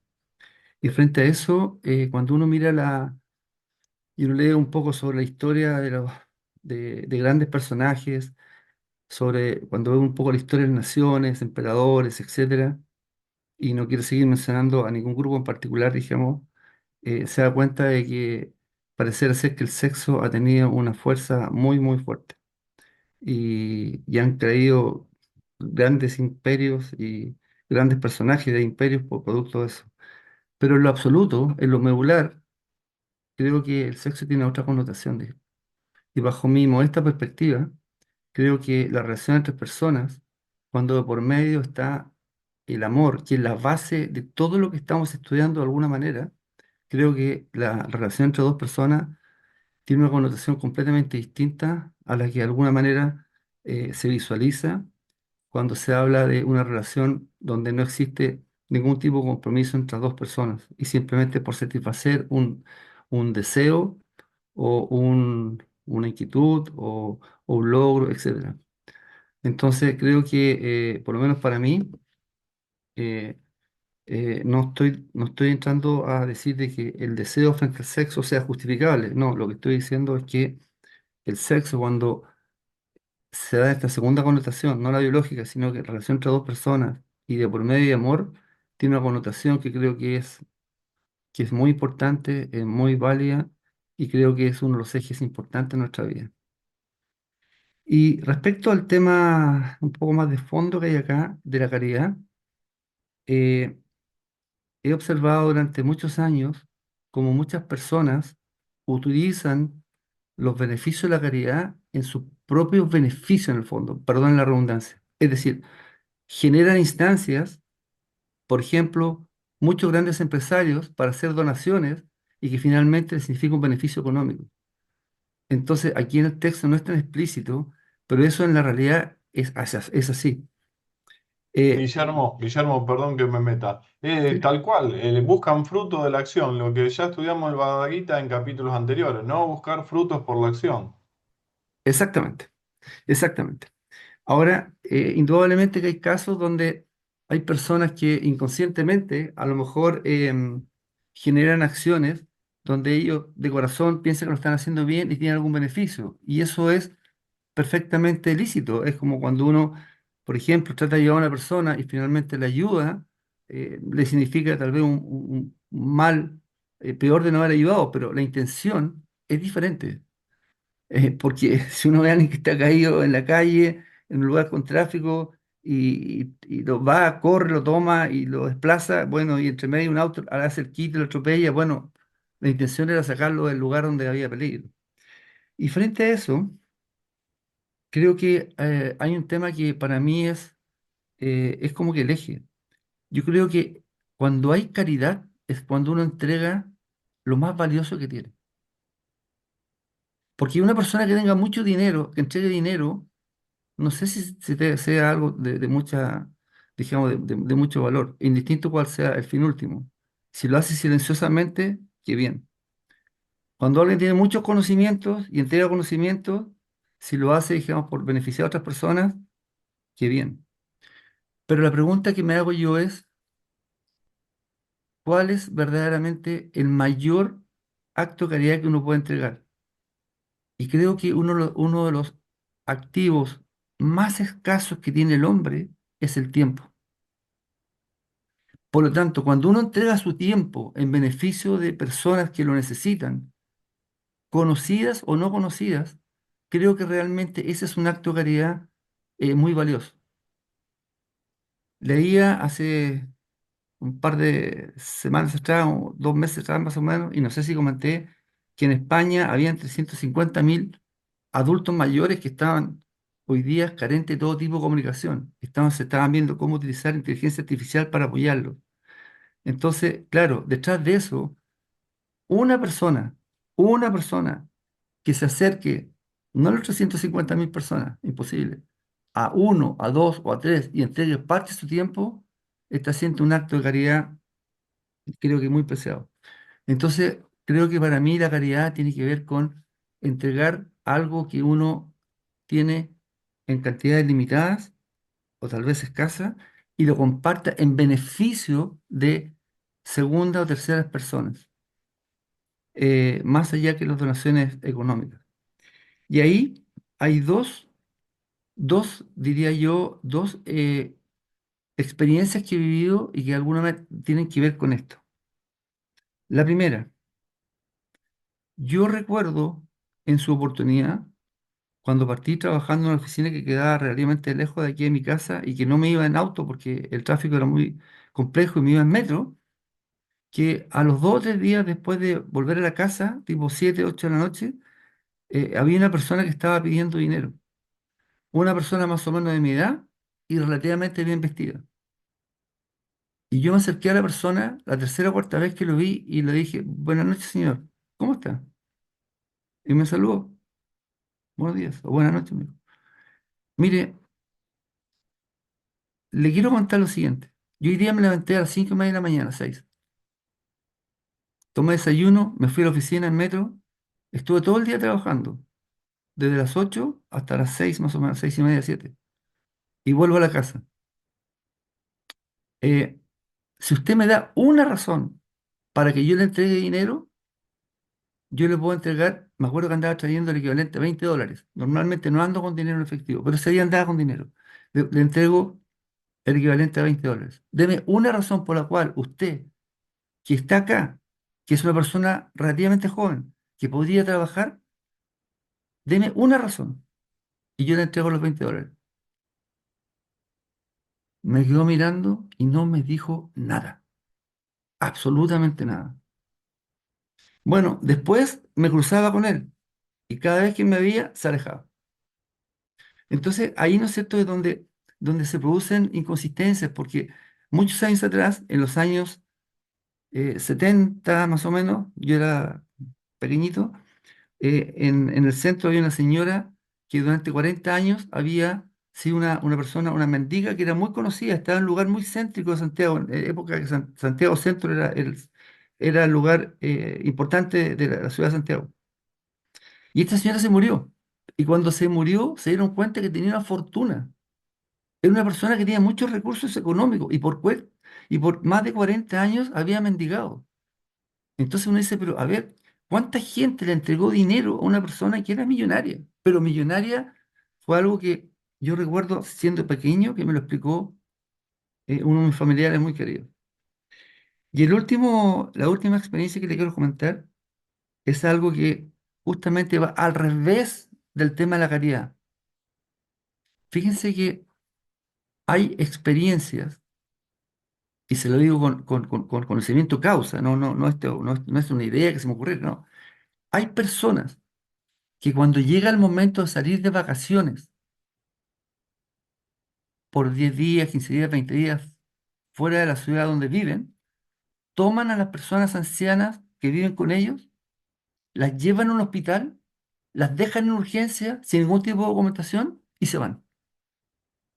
Y se van. Entonces, el sistema hospitalario recibe a un NN y ¿qué es lo que hace con él? Entonces, uno se pregunta ahí, ¿dónde está el amor de esas personas? ¿Qué concepto de caridad hay dando vuelta? Sabiendo que hay una distancia entre lo que estoy conversando y el concepto de caridad. Por así decirlo, es una palabra que voy a inventar, una anticaridad familiar. Y esa situación no es que haya ocurrido una vez. Entonces, creo que frente a temas como ese, donde hay personas, ¿no es cierto?, que simplemente se deshacen por un tiempo prudente sus familiares con tal de compartir, creo que el concepto, y aquí uno de los dos temas iniciales, el concepto del amor intrínseco, real, de corazón, y el concepto de la caridad, tienen que ir juntos. Y cuando vemos personas que están usufructuando para obtener beneficios, otras para tener un mayor retorno por los donativos que dan, y finalmente otras que dejan a sus familiares botados, ¿no es cierto?, por un tiempo que el Estado se haga cargo de ellos para, para estar felices en vacaciones, llegamos al concepto que recién se mencionó, que está en la página 201, que dice, las tinieblas y la luz no pueden coexistir. Muchas gracias. Gracias, Guillermo, gracias. Juan, adelante, Juan. Sí, hay una faceta que la insinuó Guillermo al final, porque se habla de caridad como desprenderse de una cosa material. Ya desprenderse del tiempo es una cosa mucho más complicada y mucho más difícil. Pero hay una cosa que es importante, porque si yo entiendo por caridad que dar a otro por una necesidad personal de sentir gratificación, ay, ay, ay, ay, eso no es mucha caridad que digamos. Y eso es muy, muy, muy difuso, ¿no? Es decir, incluso me meto en primer plano, es decir, cuando yo estoy haciendo una cosa que podría considerarse de caridad, en el fondo no es una necesidad mía de sentir gratificación. Entonces, la caridad va acompañada con lo que es el eje del Gita, ¿no? Hacer las cosas sin esperar resultados. Y en eso, bueno, cuando uno consigue hacerlo así, eh, surge una forma de amor que es desinteresada. Y ahí la cosa funciona. Sairam. Sí, sí, es todo un tema. En mi caso, muchas veces hay ciertas actitudes sin personalizar el tema, que hay vecinos que me dicen, vos sos buenudo. Buenudo es una mezcla de bueno con un insulto, que cuando uno lo agarran de tonto en ciertas cosas. Y uno ahí se evalúa, ¿no? Hasta dónde uno tiene que poner un límite también en la actitud, ¿no? Como no sé quién dijo, me pasan por arriba o algo por el estilo, que quién de nosotros es un tema también a decir, bueno, hasta dónde el que recibe merece seguir recibiendo, que era lo que me dio vuelta en la cabeza cuando le preguntaba a Marco, a Dardo. Todo un tema, Juan. Bueno, gente querida, qué tema. Lamento que no está Albina, que pobre está, pobre, digo, no está haciendo servicio, pero digo pobre porque quiere estar con nosotros y no puede justo en este horario. Lo van el kinesiólogo creo que va a asistirlo a su marido que tuvo varios ACV y ella está ahí, bueno, porque ella es una genia en lo que es el servicio, el ejemplo y el mensaje de SAI. Gente querida, alguien que se quedó por decir algo, siéntanse cómodo y libre, y muchos no se expresaron. Dardo, Bueno, Dora, a ver Dora y después Dardo, adelante Dora. si querés, bueno, espero ser lo más sintética posible. Todo lo que yo estoy aprendiendo con el tema del servicio, ¿no? En este momento, eh, bueno, por empezar, yo vengo de una familia que el servicio fue lo tradicional, ¿no? Y yo siempre decía que era la heredera nata de los Panicova, porque mis abuelos, mi papá siempre se dedicaron al servicio hacia la comunidad. Y para mí fue algo natural, pero ¿qué me pasó? Cuando yo encuentro a Swami, lo que aprendí también es a servirme a mí misma. En este momento, por ejemplo, a raíz de unos talleres que estuve viendo, bueno, me di cuenta que tengo que, y bueno, y todo lo que estuvimos leyendo, ¿no? De las gunas de la alimentación, que tengo que dedicarme a la alimentación, a ver cómo me alimento, porque la verdad que estoy muy bien por la edad que tengo, porque realmente me presto muy poca atención. Y ahora comencé. Esa es una, el tema de la alimentación. Otro tema es que aprendí también con el servicio. Yo tenía una amiga que me decía cuando era jovencita que me pasaba que yo siempre estaba sirviendo a los pobres. Y que ella, y también con Suami aprendí a ver la unidad en la diversidad y hay muchos tipos de pobreza, que no es solamente la pobreza económica, hay otros tipos de pobreza también de gente que tiene dinero, que tiene estudio, que tiene un montón de posibilidades y también tiene otro tipo de limitaciones. Tal cual. O, por ejemplo, estar en la calle y me acuerdo cuando estaba haciendo en Arayana, que el último día que estuve, más allá de todo lo que aprendí a fortalecerme, porque esta exagerada sensibilidad mía no servía para nada, porque una de las primeras veces yo me ponía a llorar y no le podía decir comiste. Y la última vez vinieron dos señores a la estación de Constitución y agradeciéndonos, a uno le faltaba un ojo y nos agradecieron tanto por la comida, nos bendijeron, que iban a orar por nosotros. Fue una cosa tan fuerte, que también me llegó muy profundamente. Y cómo Swami a través del servicio me fue pasando de diferentes contextos hasta llegar ahora que también otra de las cosas que aprendí, y esto lo aprendí también mucho de Marco, ¿no? Es ver el contexto en donde uno en ese momento está, porque tenemos que adecuar también las enseñanzas de Swami al lugar en donde estamos.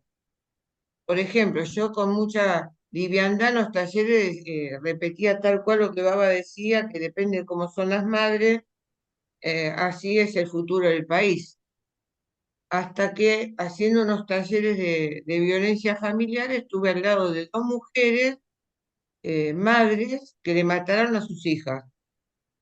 Y la verdad que después de eso no lo dije nunca más en un taller, porque cuando uno da un taller no sabe con quién está, menos ahora en Zoom, ¿no? Pero en forma personal, cuando empezamos a dar los talleres de familia, también repetíamos todo así como un loro, y una facilitadora que fue coordinadora nacional de educación se descompuso, especialmente esta delicadeza que tenemos que tener en los talleres de familia, ¿no? Porque el padrastro la había violado. Entonces, bueno, aprender a ser mucho más cuidadoso en todo. Y también otra cosa que aprendí en los comedores es aprender de la gente que tiene pocos recursos. O empezar a ver que no soy de una servidora que yo estoy ayudándolo a ellos, sino ver cómo ellos me ayudaron a mí, a comprender un montón de cosas mías. O por ejemplo, me acuerdo que en una oportunidad que venía de la escuelita de la Boca y vi a una mujer en el 2001, cuando fue esos momentos tan difíciles también que pasó el país, que la gente que ahora lo hacen de nuevo, ¿no? Pero bueno, en ese momento yo estaba volviendo, revolviendo de la basura. Y me puse a llorar y me acerqué y le digo, la verdad que te felicito, porque si yo estuviese en tu lugar, no sé si tendría la fortaleza de hacer lo que estás haciendo. Y bueno, en resumen, esto de lo bueno que está en esta organización, que Baba habla de la espiritualidad práctica, ¿no? De la vida cotidiana, porque a veces podemos leer mucho, podemos interpretar mucho los mensajes de Swami, pero Swami en el servicio, en la calle y estando con el otro, es lo que nos hace aprender realmente y a transformarnos. Bueno, Zaira, espero que haya sido clara y Qué sintética. lindo. Gracias, Dora, gracias. Dardo, adelante, Dardo, que ibas a decir algo y te interrumpimos. No, está bien. Quería aclarar nomás algo que dice el libro y sobre todo también cómo finaliza Baba. Si tienen el libro a mano, fíjense en la página 200, ahí voy a aclarar algo. Pero Baba dice al final que después de hablar tanto de la alimentación y de todo esto de la comida, dice Baba, ¿quién le presta atención? Como una queja de Baba por nosotros. Dice, no ponen atención a esto, pero después nos quejamos en voz alta de que no avanzamos espiritualmente. O sea que no hay que estar con el foco en eso, ¿no? En el alimento. Y acá viene la parte que hay que o corregirla o agregarle. En el último párrafo dice el alimento y la diversión. Y lo vuelve a decir en el último renglón de la página 200, el alimento y la diversión. Cuando yo lo leí en español me llamó la atención, la diversión está incluida. Pero resulta que la palabra es más amplia, la usada es, ya la mencioné la vez pasada, el sábado pasado, que significa estilo de vida, estilo de vida. O sea que tranquilamente pueden o tacharla o ponerle ahí, en lugar de diversión, estilo de vida. ¿Y qué estaría significando? Bueno, a ver, estilo de vida. Nos podemos imaginar, yo había tomado apuntes por acá, un estilo de vida. Em, bueno, sería... Y eh, hábito, esparcimiento, ¿no? Es genérico. exacto, sí, bueno, no lo encuentro, pero sería, incluso hablaba del descanso, de todos los hábitos, del trabajo, de todo en general, ¿no? Pero no es solo diversión, eso es lo que quería aclarar. Y nada más, y por último dejo una pregunta, por ahí la contestamos antes de que termine el círculo de estudio, Horacio. ¿Qué piensan cuando dice el café y el té? Eso nomás. Que el café es muy rico. Y el mate, el Y el El mate, mate es mate, adictivo, el mate es más adictivo todavía, Juan. En el ashram dan café, hay una cafetería Es también. muy rico, Carlos. Pará, baba, bueno, dejanos tomar Aparte, café. cosa que sea con leche y otra. en, Claro, en porque el es más ashram, concentrado. Mm. perdón, Carlos, en el ashram toda la vida dieron té chai, el té famoso té chai, y después en los últimos años se agregó el café. Yo creo que ya Baba no estaba encarnado. Creo que ahí se agregó el No, no, café. sí, sí, sí. Yo tomé ¿Estaba? café con baba, sí, sí, sí. Ah, bueno, bueno, porque yo me sorprendí, porque digo, mirá, tanto el café no, y ahora después sí había puestitos de café ahí, ¿no es Sí, cierto? En estando algún... baba encarnado tomábamos café, tomábamos helado, comíamos rosquita, coco. Sí, sí, Sí, yo me había de De acuerdo, todo. shopping. sí, Yo que también las tomaba chicas, café cuando estaba baba. Y bueno, baba nos marca el ideal SAI. Después hacemos lo que Pero, podemos, obviamente. Tenía un cartelito en el ashram que en una heladería y decía, no me acuerdo bien, pero decía como que Dios es dulce, sabroso y no sé qué más, nutritivo como el helado. Cada técnicas de venta, marketing. Pero estaba en el ashram, Marketing, ¿en serio? pero marketing. cuidado, está diciendo mientras uno estudia el Gita tomando el café, no al café de separado, porque si no va a haber conflicto. Claro. no, pero Sí. igualmente, si no lo advirtieron acá, yo lo vi acá y digo, para mí la clave está acá. Al final de todo, en el último párrafo que dice... Bueno, por supuesto, los cigarrillos y rapé y droga ni hablar, ¿no? Pero con el café y el té, que es algo habitual por ahí hasta de los orientales ahora, ¿no? Baba Clara dice, cuando un hombre es la impotente víctima, ahí puede Ah, estar ok. la clave, ¿no? La Cuando impotente, te domina la adicción, no cuando vos controlás lo que querés. Claro. Ahora cortame y me tomo un cafecito a mi voluntad. Él no me va a dominar. vamos a ver, vamos a ver. Claro, cuando te domine algo, fuiste. El otro día yo di el ejemplo de tomar una cerveza rica, fresca en verano, un día lindo, con amigos o solo. Bueno, pero si uno dice, bueno, no existe más la cerveza, no se fabrica más en el mundo entero, ¿uno Sí, sufre o no igual. sufre? Claro, ahí está el tema, esa es la pregunta clave, ¿no? Qué lindo. Bueno, gente, alguien que se quedó por decir, aparte de ahora el cierre que hagas, Marco querido.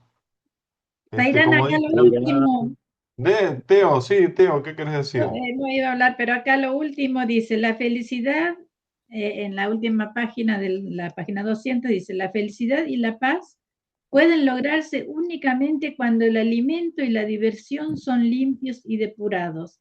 O sea que no está censurada la diversión, es solamente que uno tiene que saber qué entiende por diversión. Zairán, Claro, gracias. sí, sí.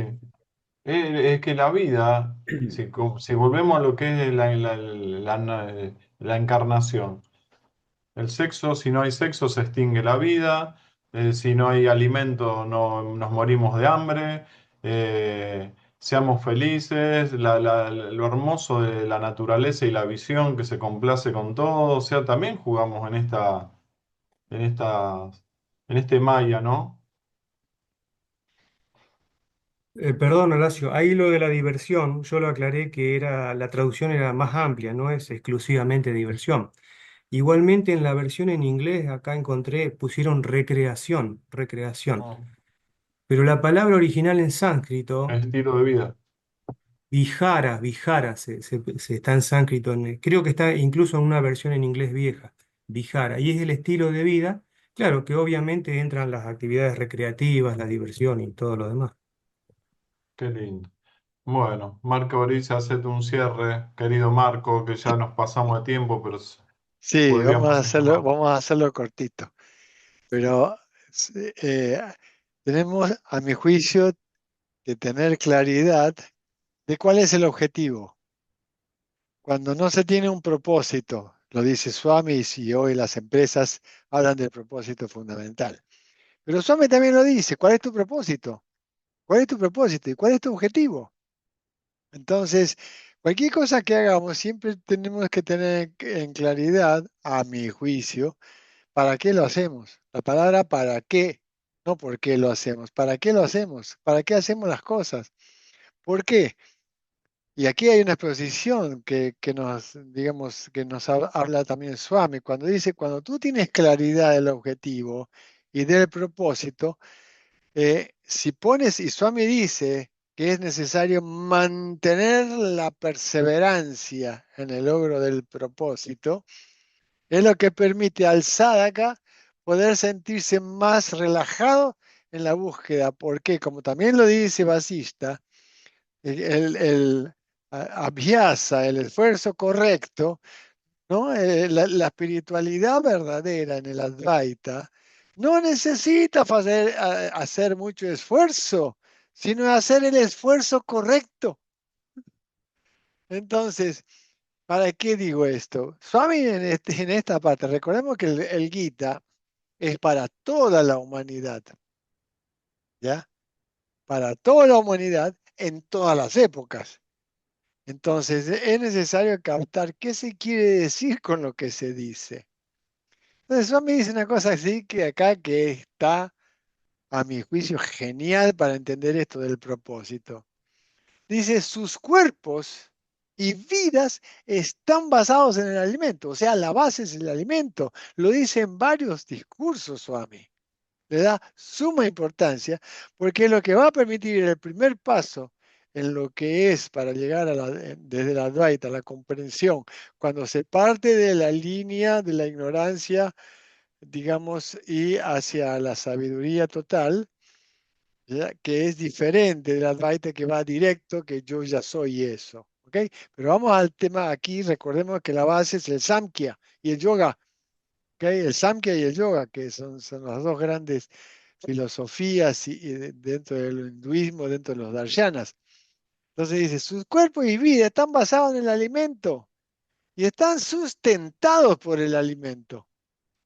O sea que si no tenemos claridad de esto, la base está ahí, la causa raíz de todo está ahí. Interesante, porque al respirar lo respiramos de una manera automática. La respiración es un sistema automático, pero no la alimentación. La alimentación, inclusive Swami en un momento la llama de enfermedad. Entonces tenemos que ver, que también Hipócrates lo tomó como base, la enfermedad. Así, ¿por qué? Porque necesitamos tomar algo para seguir manteniéndonos con vida.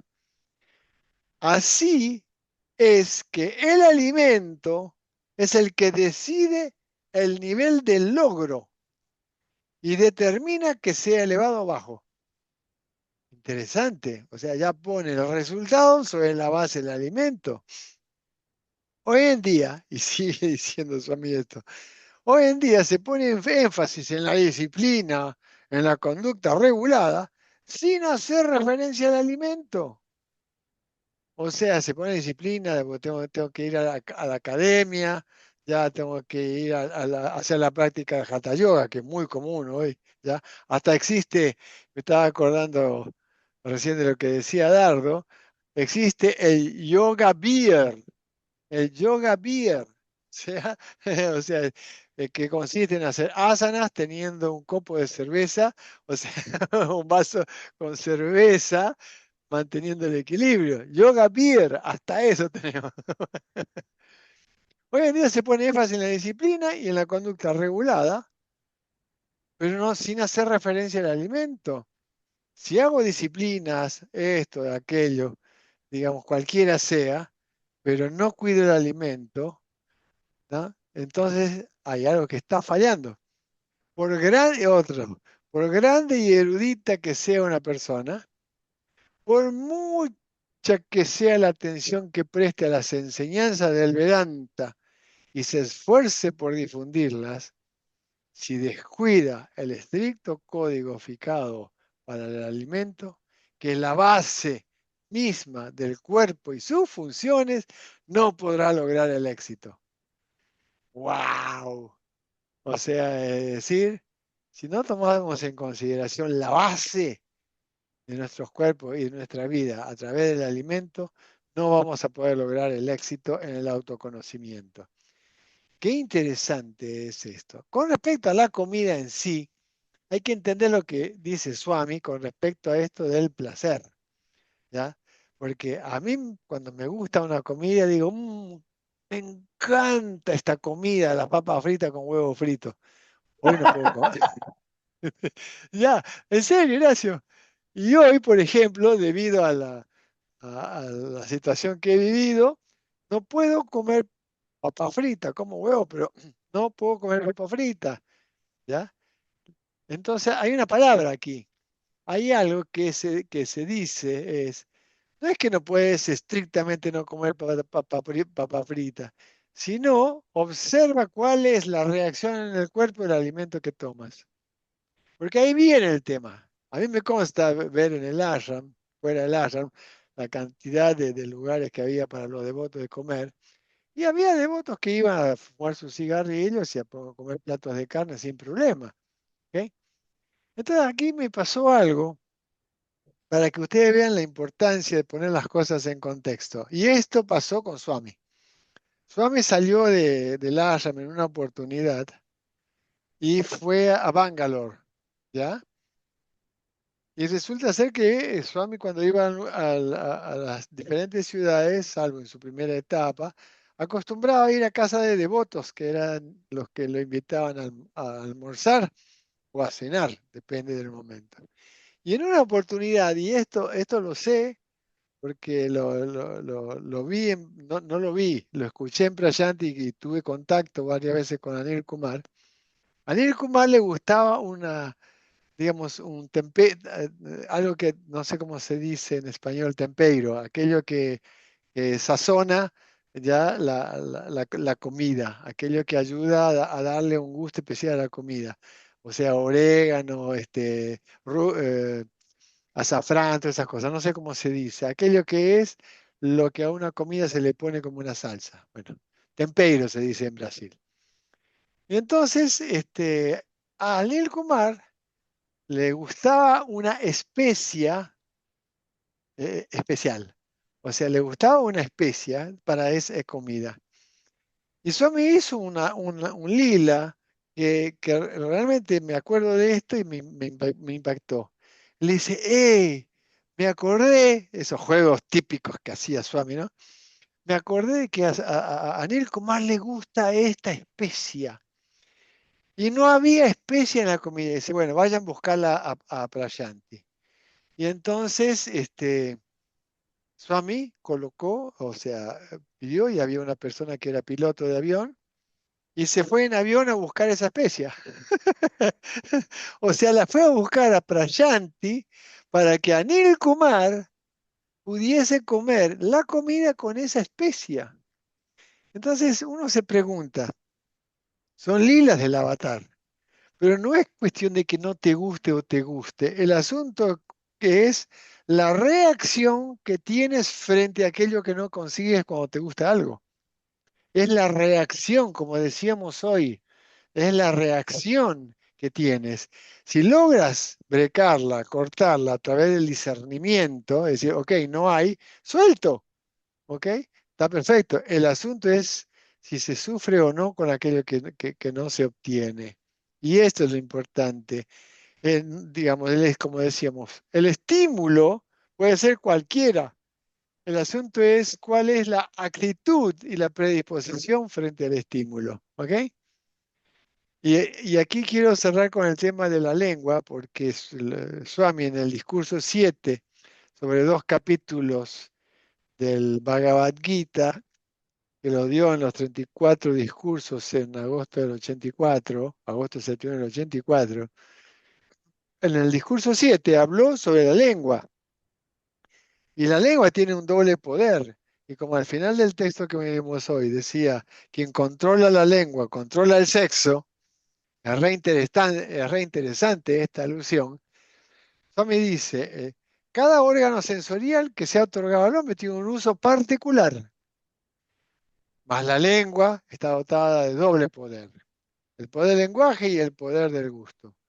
Es por eso ya que el señor del Gita, Jayadeva, ¿no? El señor del Gita nos ha advertido nos ha advertido de ser muy cuidadosos en el uso que hagamos de la lengua. Ya, entonces decíamos también, el poder de la lengua, uno de ellos es lo que lleva a no manifestarse, porque es de todos los sentidos más poderoso, a no manifestarse. Y la no manifestación de la lengua es el silencio. Entonces tengo el estímulo, ¿ya? Que viene de fuera. Entonces, el estímulo entra, recibo ese estímulo, impacta en la reacción, es a través del sistema límbico, hay una respuesta. Pero cuando actúa el discernimiento, o sea, el intelecto, corta el estímulo y hace que no se acepte ese estímulo. Y ahí viene lo interesante. No puedo cortar lo demás. Puedo prevenir, como es el caso de prevenir, de estar juntándome con gente que, como dice allí, o sea, es decir, juntarme con gente buena, gente que estimula lo positivo en uno. Pero cuando tú estás en un medio ambiente como el de hoy, donde prácticamente digamos, se habla de los suicidios, de los homicidios, de la guerra, de esto, y es permanente, o sea, es permanente, que el silencio basado sobre el hecho de la no reacción por parte de la lengua es bien poderoso. Y dice Swami, sigue. Es por ello que desde el comienzo mismo de esto para el sadhaka, ¿no?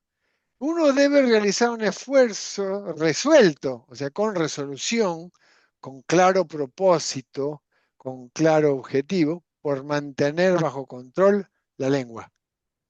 Una vez que se haya logrado adquirir el dominio de la lengua, será casi automático el lograr el control de todos los demás órganos sensoriales. Y termino con esta frase que dice Swami. Los sadhakas de hoy se han impuesto a sí mismos toda una serie de reglas y normas para llevar una vida espiritual disciplinada. ¿Ok? Lamentablemente, ellas no han sido efectivas en cuanto al control de la lengua. En realidad, no es necesario llevar a cabo tan ingentes esfuerzos para controlar los diferentes órganos sensoriales. Si llega a controlarse adecuadamente la lengua, los demás se dejarán manejar también. Qué interesante esto, o sea, es decir, la vista, esto, aquello. El control de la lengua Y el hecho que el hombre se vea afligido por tantas dudas, agitaciones emocionales, contradicciones y confusión, se debe a que no ha sido capaz de lograr el control sobre la lengua. Por lo tanto, si controla la lengua, controla el sexo. ¿Ah? Este es re interesante, cerrando el tema de lo que hemos estudiado hoy. Om Sri Sairam, gracias Horacio y gracias a todos. Que estén todos muy bien, gracias a todos. Nos vemos Dios mediante el sábado que viene. Sairan, un y Treshanti. Om Shanti, Shanti, Shanti.